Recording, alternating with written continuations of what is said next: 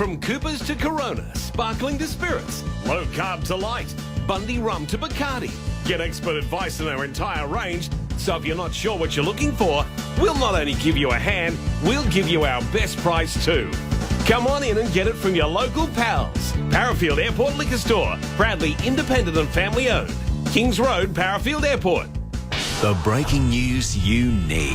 Most young people are drinking specifically to get drunk. 1 in 5 hospitalisations of young people is because of alcohol. Luring the Rolling Stones to the Adelaide Oval could be the big act. The questions you want answered. Minister, we're just looking for an update on the Noongar line. The signalling is working. News and information first for Adelaide every morning. The SES had a busy night with over 100 call-outs thanks to strong winds. Breakfast on 1395. Adelaide's 5AA. Interactive radio. Text 1999 1395. Peter Godfrey.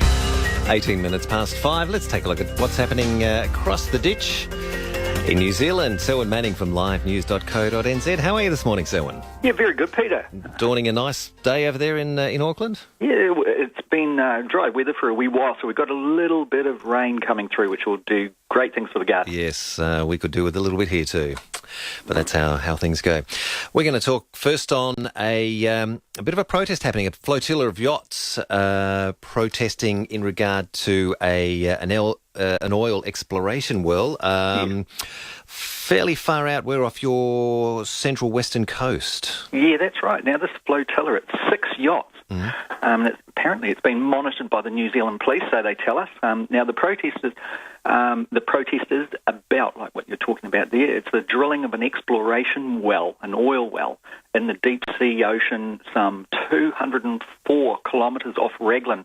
Raglan is what you were saying there, Peter. It's located in the Tasman Sea off New Zealand's North Island's central west coast. So if you look on the map of New Zealand, that North Island there, where it's at its widest, just above that and out toward Australia, okay, and right. sits in there. And what it's all about is these multinational oil conglomerates. They have the new technologies, have been able to drill down deeper into places where it was believed you couldn't pull oil out of the seabed.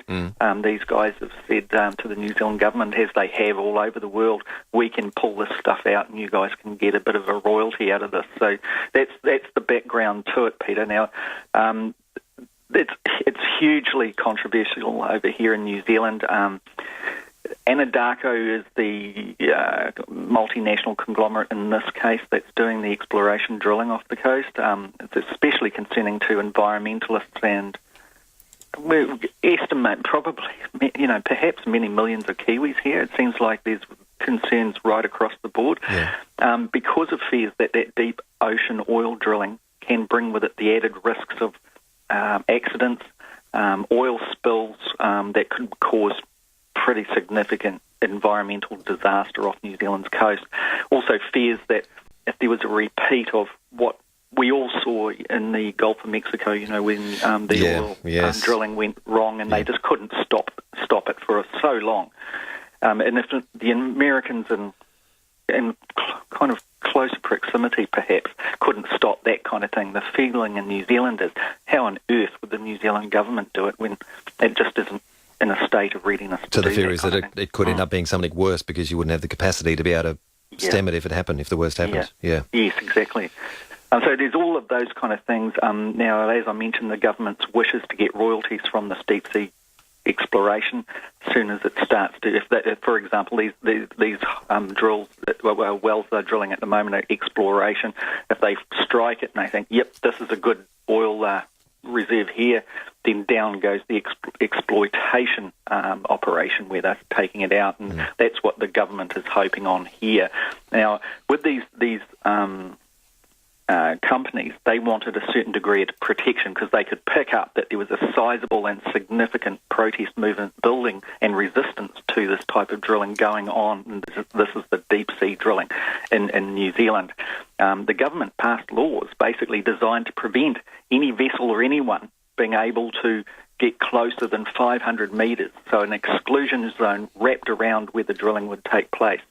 And the government said, we'll get staunch if anybody gets in there. We will get the Navy to get them out.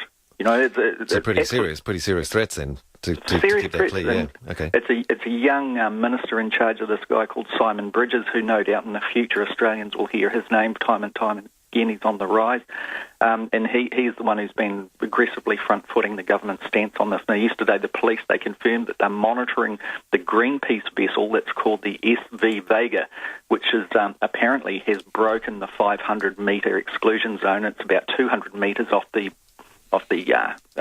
port side of Anadarko's ship, the Noble Bob Douglas, it's called, the drilling ship. And the Greenpeace people on board that particular vessel are saying, we're doing it to show that New Zealanders and many others around the world don't like this kind of drilling. Okay. Is it just Greenpeace that are involved in that flotilla, or are there other organisations or Other private vessels? organisations. Yeah, sorry, Peter, I went over the top of you there. No, But other organisations, they have formed that obviously are sympathetic to the Greenpeace cause, but are not necessarily directly involved with the Greenpeace actions here. Now, they're up there too. So there's a total of 6 vessels. One of them is Greenpeace. And, there's a lot of young people on board some of the vessels that are up there, and they're privately owned yachts, for example. And they've been putting back, through the great technology of today, video messages on why they're there, and they're basically all pretty unified in saying, we just don't think that this is right. The risk of spill and environmental damage is significant because of the depth that the drilling takes place at. And New Zealand is just not in a position where it can tidy this stuff up. Okay. Even our legislation hasn't caught up with this, in the sense that remember there was the Rena disaster where a vessel went onto a reef off the coast. Yes, that took forever to fix. What it did is it exposed that New Zealand's law can only recover something like $14 million from the offending company that causes an environmental disaster. Leaving the taxpayer to pick up the rest, assumedly. Exactly. So, there's all of this kind of stuff that is around there. We do not really have any fleet that can get into that deep water to assist in cleaning up a mess. And some people might say, 200 kilometres off the shore, it's not going to get there. But these types of disasters that have occurred overseas show that significant oil It does spread fairly rapidly, I think. It spreads rapidly, and where the tide and the coast, the surges of the movement of the ocean show exactly where it's going to go, and there's been quite a lot of analysis that's been presented to Kiwis in that way that shows that it will be dumped all over our beaches should there be a problem like that. Yeah. With this, the Greenpeace vessel, the SV Vega, within that 500-metre exclusion zone, is it, Greenpeace expecting they're going to be challenged by the Navy or by police? Do you know whether this is likely to escalate? Do you know? What's the feeling? Well, it's an interesting one there. On board is, as one of the co-skipper, is a woman called Jeanette Fitzsimmons. And she was the co-leader of the Green Party here in New Zealand for many years and is seen as very much a stalwart for environmental issues, as you would expect.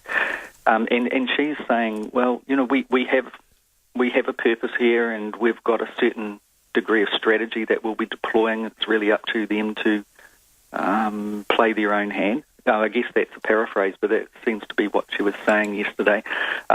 We've had very little information coming out of the police or from the government as to what the consequences will be. Are they sending vessels over there? How are the police monitoring the movements? For example, are they simply taking satellite images from somewhere? It's all a bit of a mystery. So what are they going to do? How are they going to do it?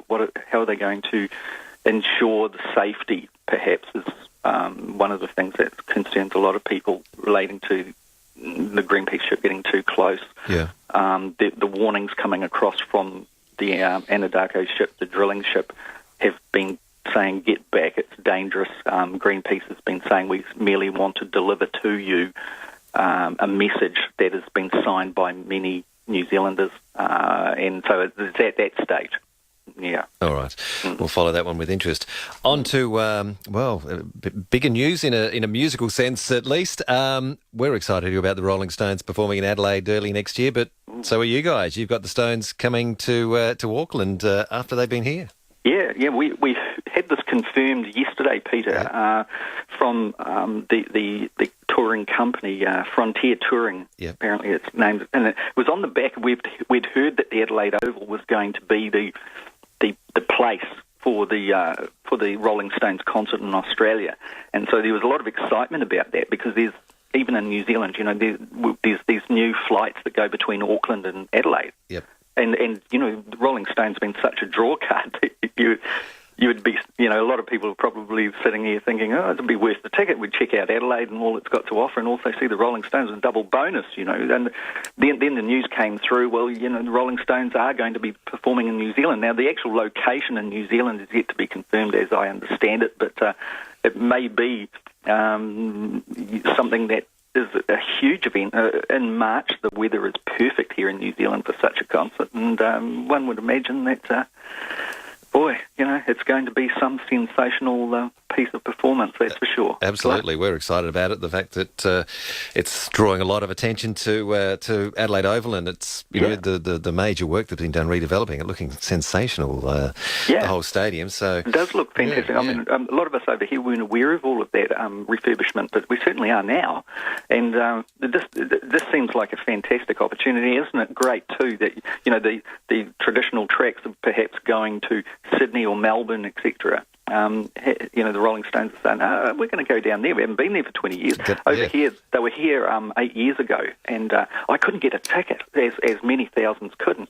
And so it was an open-air concert here in Auckland at Western Springs, a bit of an iconic place, really. So we went around the perimeter in the car, just kept moving with the window down.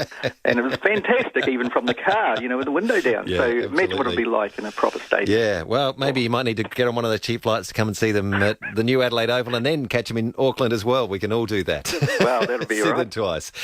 Selwyn, thanks for your report this morning from New Zealand. Have a great week and we'll catch you next week. Okay, Peter. See you, mate. Bye-bye. Selwyn Manning from New Zealand. Check his website, livenews.co.nz for more. Thanks for your company tonight. Been a lot of ground we've covered. It's been a lot of fun. News with Anne Stone next, then Leith Forrest takes you into breakfast with Keith and Jane.